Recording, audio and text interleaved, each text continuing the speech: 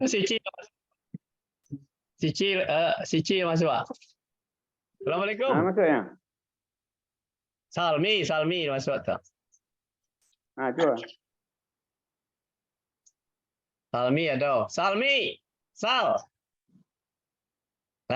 Keluar belum. Ya. Nah, kita mulai ya. Nanti bisa kawan-kawan menyimak. Assalamualaikum warahmatullahi wabarakatuh. Waalaikumsalam warahmatullahi wabarakatuh. Innal hamdalillahi nahmaduhu wa nasta'inuhu wa nastaghfiruh wa na'udzubillahi min syururi anfusina wa min sayyiati a'malina. May yahdihillahu fala mudhillalah wa may yudlil fala hadiyalah. Asyhadu an la ilaha illallah wa asyhadu anna Muhammadan abduhu wa rasuluh. Qala Allah ta'ala fi Qur'anil Karim. A'udzubillahi minasyaitonir rajim. Bismillahirrahmanirrahim. Ya ayyuhallazina amanu taqullaha wal tanzur nafsun ma qaddamat ligat wattaqullaha innallaha khabirum bima ta'malun. Sadaqallahul azim. Alhamdulillah kita aturkan kehadirat Allah Subhanahu wa taala. Kita merencanakan kajian 2 minggu sekali. Alhamdulillah berapapun jumlahnya kita tidak perlu melihat jumlah, tetapi yang penting ada materi, ada orangnya, ada yang mendengar. Nah, salawat dan salam kita tidak lupa dikirimkan salawat dan salam kita kirimkan kepada Nabi besar Muhammad sallallahu alaihi wasallam. Karena perjuangan dan pengorbanannya dengan penuh rasa keikhlasan dia menyampaikan ajaran-ajaran tuntunan dari Allah supaya manusia itu tidak tersesat. Nah, makanya surat ini menjadikan sebuah surat Al-Hasad ayat 18 yang dipanggil adalah orang-orang yang beriman, bertakwalah kepada Allah dan hendaklah setiap diri memperhatikan apa yang telah diperbuatnya untuk hari esok akhirat. Berarti orang beriman masih disuruh bertakwa kepada Allah. Karena mungkin beriman saja tidak cukup. Tapi kita beriman harus bertakwa. Ya kan? Nah, setiap diri, bukan kelompok, setiap diri. Berarti kita masing-masing dalam keluarga, orang tua, ayah, ibu, anak, keponakan, dan cucu-cucunya, semuanya itu adalah mempersiapkan untuk hari esok. Dan matinya kan tidak sama, matinya berurutan dengan ketentuan dari Allah. Dan bertakwalah kepada Allah, sudah memperhatikan apa yang telah diperbuat itu untuk hari esok itu, apakah sudah benar, apakah itu sudah sempurna, apakah itu sudah sesuai dengan keinginan yang disampaikan oleh Rasulullah melalui Al-Quran dan Sunnahnya. Ini yang harus perhatikan. Disuruh bertakwa lagi, bertakwalah kepada Allah. Sesungguhnya Allah itu maha mengetahui apa yang kamu kerjakan. Kita tahu yang kita kerjakan salah atau benar, Allah lebih tahu lagi terhadap apa yang kita kerjakan salah atau benar.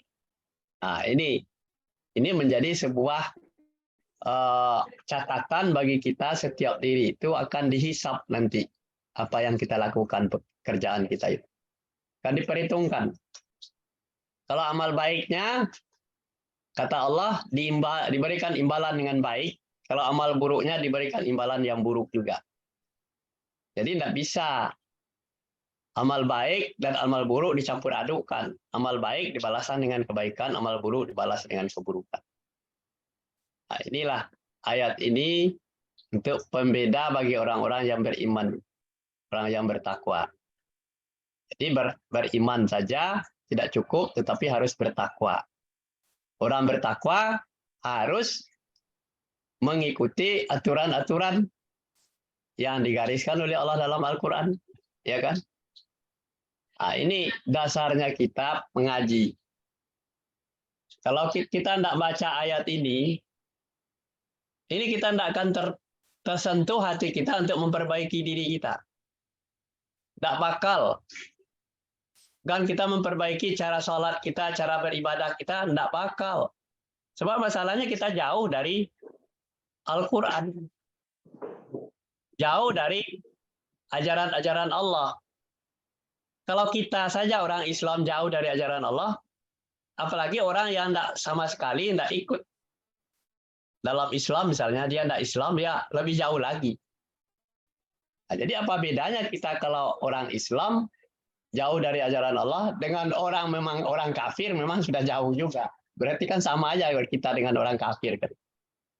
Nah, jadi jangan menuduh orang yang diperhitungkan di sini adalah orang-orang yang beriman kepada Allah. Nah, jangan sampai kita digolongkan kepada orang-orang yang kafir. Inilah salah satu di antaranya untuk kita periksa, perhatikan dengan cermat, sebab masalahnya kita sudah umur 60 tahun ke atas, kita sudah memang harus melihat apa yang telah kita lakukan. Kata Allah, terbuka 24 jam pintu tobat untuk memperbaiki diri kita itu.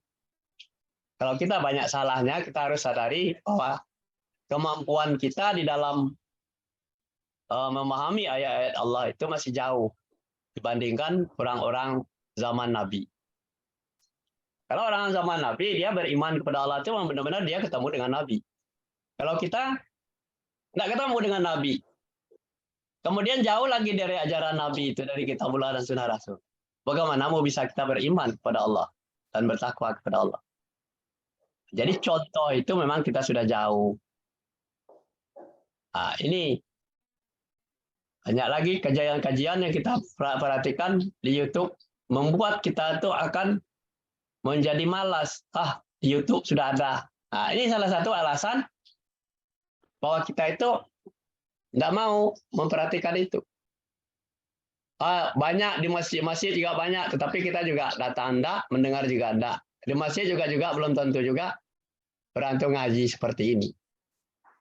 Sebab setiap manusia itu akan diminta cara dia mulai dari membaca, mendengar, melihat, kemudian bergetar hatinya, karena dia membaca. Efek dari membaca pribadi itu akan berpengaruh kepada kesaksian nanti di akhirat. Ini yang harus, makanya orang-orang yang beriman kepada Allah apabila disebut nama Allah bergetar hatinya karena dia membaca. Organ tubuhnya ikut berpartisipasi dalam bacaan itu sendiri karena dia membaca. Tuh. Kita lanjut. Karena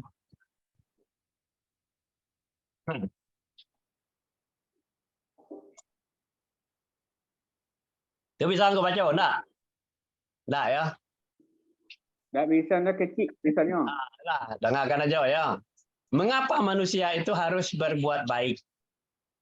Kan itu pertanyaannya.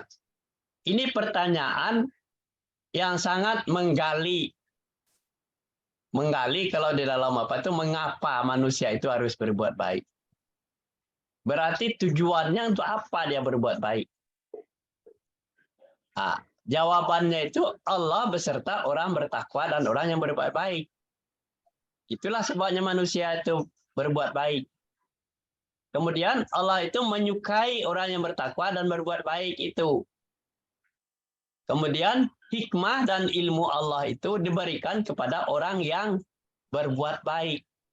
Jadi bagaimanapun kita mencari ilmu sebanyak-banyaknya, kalau kita tidak akan dapatkan hidayah, tidak akan diberikan ilmu itu oleh Allah kalau kita tidak bertakwa dan berbuat baik.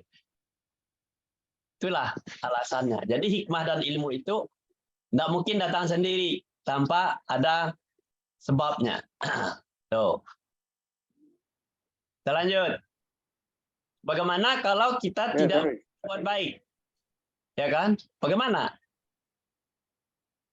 Tentu kita akan Jawabannya tentu kita mendapatkan penyesalan dan ingin kembali ke dunia.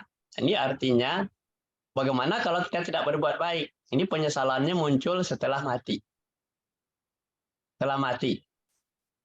Kita mendapatkan penyesalan dan ingin kembali ke dunia, berarti kita mati. Sudah melihat dahsyatnya siksaan orang-orang yang tidak berbuat baik di waktu dia hidupnya, dia ingin kembali ke dunia. Karena kesiksaan itu sudah terlihat. Ini kan ketika Rasulullah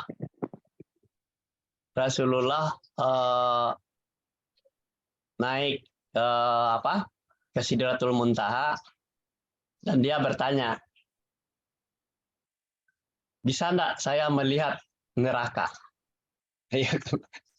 Bisa enggak melihat malaikat Jibril? Malaikat Jibril kan? Bisa diperlihatkan. Diperlihatkan neraka. Kelihatan muka orang yang murung. Ketika melihat itu, pertama murung. Kenapa itu?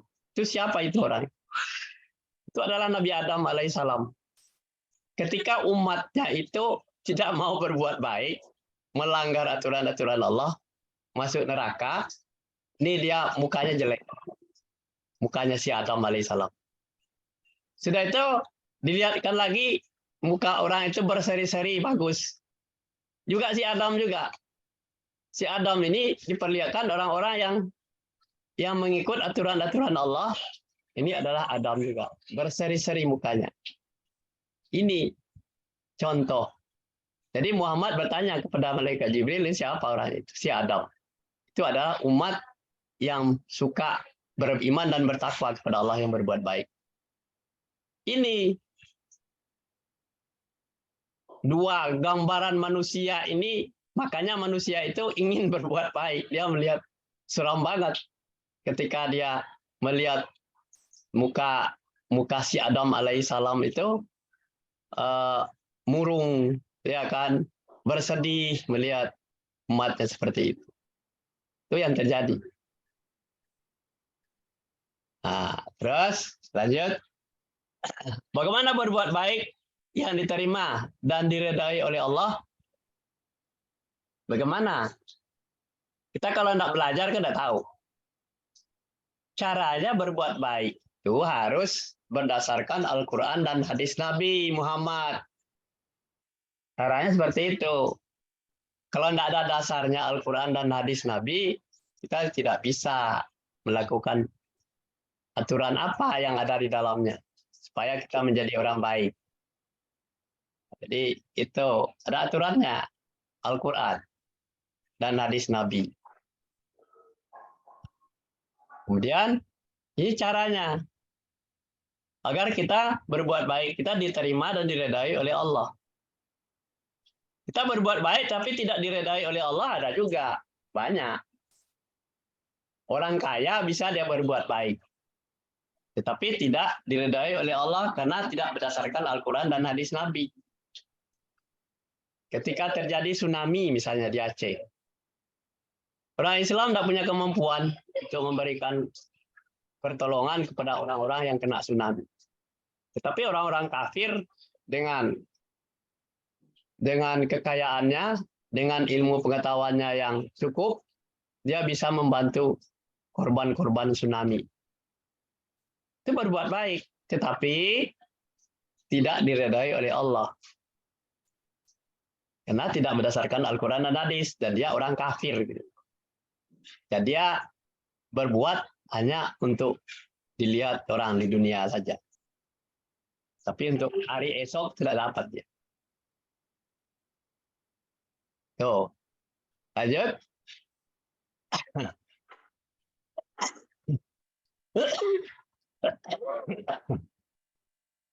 Kalimat berikutnya, berbuat baik yang diterima dan diridai Allah. Allah adalah, buat baik yang diterima dan diridai oleh Allah adalah untuk siapa, kepada siapa, bagaimana, kapan, apa, di mana. Nah, ini kan pelajaran kita di waktu menata paragraf dengan Pak Abdul Razak Sikumbang.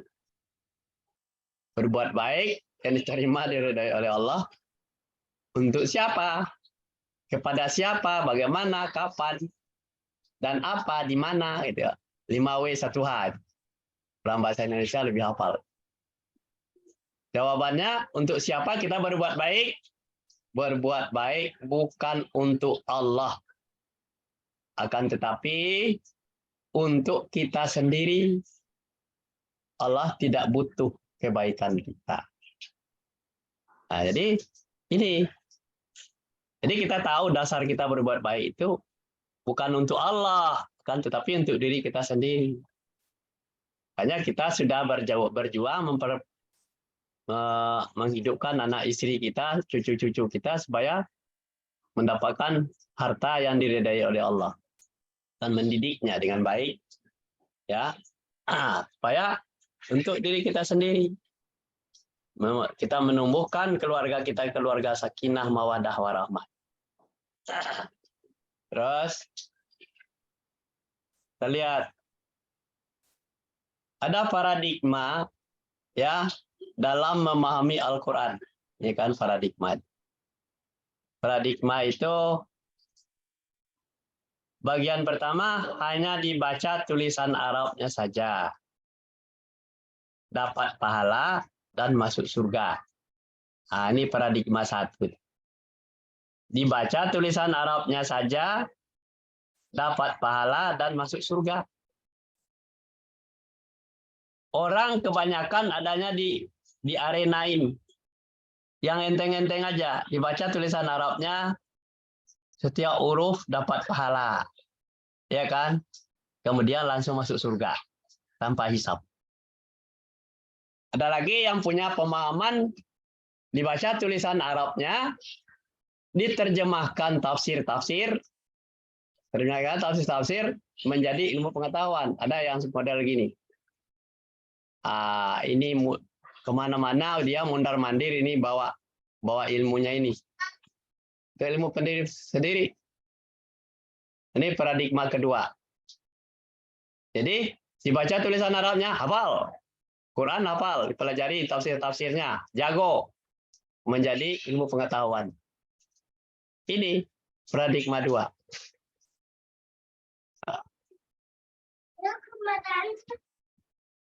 Paradigma 3 kita perhatikan yang lebih sempurnanya, ya. Paradigma 1, 2 digabung di sini, dibaca tulisan Arabnya dan terjemahannya, pelajari maknanya, dilaksanakan dalam kehidupan, disiarkan, disebarluaskan, dan terus-menerus menjadi gaya hidup. Ini yang lengkap, ini yang kita tuju. Dibaca tulisan Arabnya, iya, perbaiki cara bacanya. Terjemahannya kita harus tahu, ini terjemahannya benar apa salah. Dipelajari maknanya, sesuai apa belum. Kemudian dilaksanakan dalam kehidupan sehari-hari. Kemudian disiarkan dan disebarluaskan. Setiap diri kita itu akan menjadi dai, yang akan terus-menerus menyampaikan kepada anak cucu kita. Nggak mungkin kita menghadirkan dai dari tempat lain, tetapi kita sendiri. Dari kita sendiri. Jadi dai itu, nggak mungkin orang datang ke rumah kita untuk memperbaiki masing-masing anak-anak kita untuk diceramai oleh orang yang tidak kenal. Oleh sebab itu, setiap manusia itu makanya harus membekali dirinya sendiri untuk berdakwah untuk keluarganya. Terus-menerus menjadi gaya hidup. Jadi itulah yang selalu kita dibangun keluarga kita dengan cara yang seperti ini. Nah, ini. Tuh, kawan kita masuk. Satu tuh. Oh, Salmi Hadis masuk. Halo Sal, assalamualaikum. Nah, misal masuk nyimak dia. Kita lanjut ya. Nah, jadi ini tugas pokok kita. Kemudian apa sesungguhnya tujuan hidup manusia? Nah, kita kan tidak tahu tujuan hidup kita manusia. Tujuan hidup manusia itu tak jauh ingin mendapatkan ridha Allah aja. Agar selamat sejahtera dunia dan akhirat. Kalau Allah meridai kehidupan kita, sudah disetujui oleh Allah, kita selamat sejahtera dunia dan akhirat. Itu tujuannya. Tidak panjang-panjang, benar. Sebab selamat sejahtera dunia akhirat itu miliknya Allah. Jadi Allah lah yang bisa meridai orang selamat sejahtera dunia dan akhirat. Rabbana atina fid dunya hasanah wa fil akhirati hasanah wa qina azabannar. Tuhan kami, berikanlah kami kesejahteraan di dunia, kesejahteraan di kampung akhirat, agar terhindar dari azab neraka, ya kan? Siksa neraka. Nah. Lihat lagi ada pertanyaan nih, apakah makna dari ridha Allah? Ayo, maknanya apa? Makna ridha Allah itu disukai Allah, disenangi Allah, dicintai Allah, disayangi Allah, disetujui Allah, dipilih oleh Allah. Melalui proses beriman kepada Allah dan melaksanakan perintah Allah dan menjauhi larangan Allah. Inilah. Jadi kalau kita tahu, itu makna ridha Allah. Cari ridha Allah maknanya seperti apa? Supaya kita disukai Allah, disenangi Allah, dicintai Allah, disayangi Allah, dan disetujui Allah, dan dipilih oleh Allah. Nah, ini kita sudah dipilih menjadi seorang guru pengawas pensiun. Selanjutnya, ya kita harus ingat, ini perintah kita beriman dan melaksanakan ya, dan menjauhi larangannya. Terus lanjut, syarat mutlak untuk mendapatkan ridha Allah itu kemana? Ya kan? Beriman kepada Allah dan bertakwa kepada Allah. Apa itu makna takwa? Takwa maknanya tunduk, patuh, taat, takut terhadap azabnya. Melaksanakan perintahnya dan menjauhi larangannya. Ini makna takwa itu. Jadi kalau kita orang bertakwa, ya tunduk, patuh, taat, dan takut terhadap azab. Jadi kalau orang tidak tunduk, tidak patuh, tidak taat, tidak takut terhadap azab Allah, berarti orang itu tidak bertakwa. Terlalu berani. Kemudian melaksanakan perintah Allah dan menjauhi larangan. Sumber informasi tentang beriman kepada Allah di mana dapatnya? Perintah Allah itu, larangan Allah itu di mana? Dapatnya di dalam Al-Quran dan hadis Nabi. Informasi dapatnya dari sana. Kalau orang tidak pelajari Al-Quran, terus-menerus tidak pelajari hadis Nabi juga, hanya mendengar-dengar dari orang saja, itu tidak akan mendapatkan informasi yang sempurna. Jadi oleh sebab itu Al-Quran itu menjadikan diri kita itu supaya kita bagaimana caranya Nabi mempelajari Al-Quran, bagaimana pula cara Nabi itu menyampaikan Al-Quran itu. Harus menguasai. Kita jadi guru bahasa Indonesia, pelajari bahasa Indonesia sampai ke akar-akarnya, kemudian metode belajar, kemudian dilengkapi dengan kurikulumnya, baru kita laksanakan tugas kita sebagai guru. Itu baru melaksanakan tugas kita. Materinya, materi yang harus ada di dalam diri kita itu adalah Al-Quran dan hadis. Itu yang harus kita pahami. Lihat. Apa yang harus kita lakukan agar mendapatkan ridha Allah? Jawabannya kita harus melaksanakan kandungan Al-Quran dan hadis Nabi. Kandungan Al-Quran itu dari mana dapat? Dari membaca, mempelajari, memahami, memprogramkan, melaksanakan, mensiarkan, kemudian menjadi sebuah gaya hidup. Nah, jadi sampai mati kita belajar ini Al-Quran. Nah, Nabi saja sampai mati dia masih dekat dengan kaumnya, dengan umat. Inilah contoh Nabi itu. Jadi kalau Nabi sebagai suri teladan yang terbaik, maka itulah yang akan kita contoh. Pertanyaan berikutnya, apakah mungkin kita mendapatkan ridha Allah tanpa memahami dan melaksanakan kandungan Al-Quran dan hadis? Apakah mungkin kita mendapatkan ridha Allah tanpa memahami dan melaksanakan kandungan Al-Quran dan hadis? Jawabannya, rasanya tidak mungkin. Nah, bagaimana mau bisa? Kita ngerti juga enggak? Saya pertanyaan, apakah mungkin orang belajar mengajarkan bahasa Indonesia tanpa mengikuti kuliah bahasa Indonesia? Tanpa ada pelajaran bahasa tiba-tiba mengajar bahasa Indonesia. Tidak mungkin. Al-Quran juga sama. Jadi, mendapatkan ridha Allah itu harus tahu dulu informasi yang ada di dalam. Lanjut, kita lihat. Apakah Al-Quran itu hanya cukup dibaca tulisan Arabnya saja? Nah, itu kan. Tadi kan sudah dijelaskan. Ini adanya di paradigma 1. Kalau Al-Quran hanya dibaca tulisan Arabnya saja, dapat pahala, kemudian masuk surga. Nah, ini tulisan Arabnya saja. Ini paradigma 1. Jadi, harusnya paradigma yang ketiga. Kali sampai di sini, bagaimana? Halo, halo Nas, halo. Ada ungkapan. Benar nggak ini?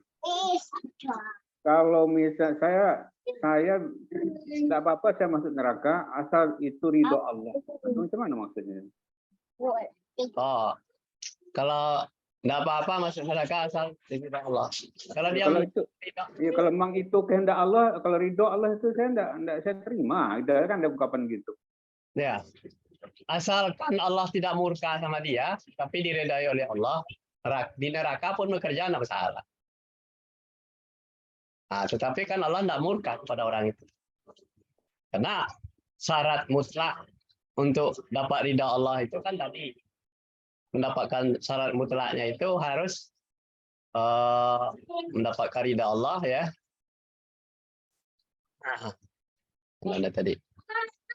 Nah, beriman kepada Allah, bertakwa kepada Allah, tunduk dan patuh, taat, takut terhadap azab Allah. Laksanakan perintahnya dan menjauhi larangannya. Dia dapat. Kalau dia beriman kepada Allah, takwa kepada Allah, ya tunduk patuh taat terhadap azabnya, ya takut terhadap azabnya Allah. Walaupun di neraka itu kata Allah itu tempat kamu kerja, tidak salah. Tapi kan dapat ridha Allah. Nah, persyaratan ini harus ada sama orang. Syarat mutlak. Nah, jadi enggak sepotong-sepotong gitu, beriman kepada Allah, takwa kepada Allah.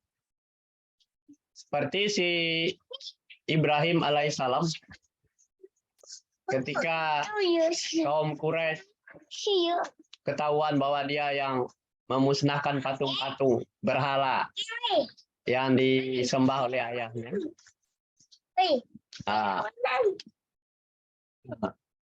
Ya, terus makanya masyarakat di sana mengumpulkan api unggun yang sangat tinggi sehingga jarak 2 kilo aja sudah panas.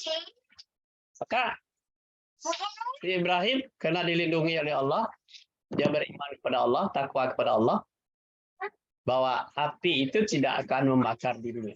Terbukti bahwa Ibrahim tidak terbakar. Walaupun apinya sudah dianggap sudah membakar dia, tapi kan tidak. Ini contohnya. Ada yang memeliharanya, ada yang mendampingi. Begitu juga ketika Nabi Musa dikejar oleh tentara Fir'aun. Di hadapannya ada laut, di belakangnya musuh. Dia akan membunuh dia. Ya, dengan rombongan, kata Allah apa? Lemparkan tongkat kamu ke laut. Terbentanglah di situ jalan tempat Musa dan kaumnya berjalan di laut. Sampai dia seberang, diikuti oleh tentara Fir'aun. Bersama Fir'aunnya. Musa udah nyampe air laut, ketaut lagi, tidak ada jalan lagi. Tenggelamlah mereka itu. Nah, jadi itu jawabannya. Jadi kalau di neraka pun tidak masalah.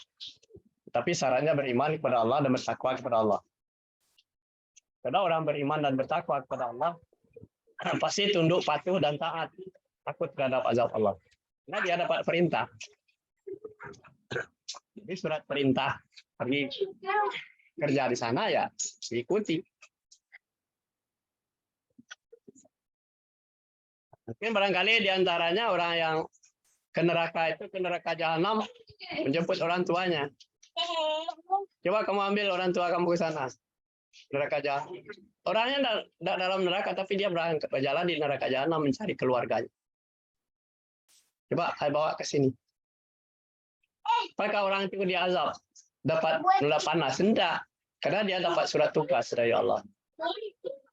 Petugas yang ada ke dalam neraka. Jadi tidak semua orang bisa terbakar. Tuh kira-kira. Ya, makasih Nas, jawabannya Nas. Ya. Jadi gini Nas, hari sudah 5:30 Nas, kebetulan ada gawe lain nak beli makan kucing.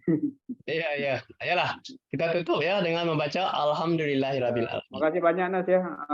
Itu lagi nih. Jadi tampaknya si Salmi dengan Cici, dia tidak bisa masuk katanya. Salmi tidak dengar suaranya. Apa sebabnya itu? Ya. Kalau Cici tidak tersambung, lama kecilnya dia di update aplikasi Zoom-nya, tidak bisa juga. Ya lah, nggak apa-apa. Jadi kita berapa yang hadir, nanti kita akan share nanti rekaman Niko. Masih 3 peserta gitu nih di dalam Zoom nih, tapi yang satu tidak muncul kan? Ya. Ayolah, minta itu dulu ya. Ya oke, terima kasih banyak Nas. Yuk sama-sama. Assalamualaikum warahmatullahi wabarakatuh.